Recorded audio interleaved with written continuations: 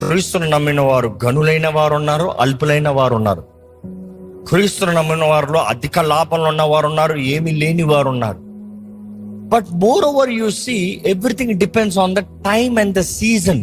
Society నిన్ను తుణీకరించింది, ఏం చేయగలుగుతా, ఏముండదు, ఉద్యోగం ఎవరో లేదు, డబ్బులు ఎట్లా ఉంటాయి, ఉండదు. So when there is no income, then you go down to the poverty line, which is fine.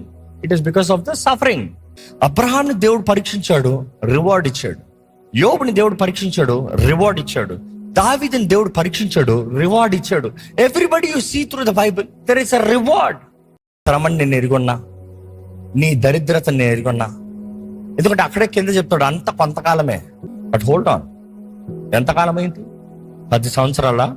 Don't worry, దేవుడు నిన్ను 10 సంవత్సరాలుగా ఆ స్థానంలో పెట్టాడంటే నీ మీద ఎంతో పరీక్ష ఉంది, నిన్ను నమ్మి చేయవలసింది ఎంతో ఉంది.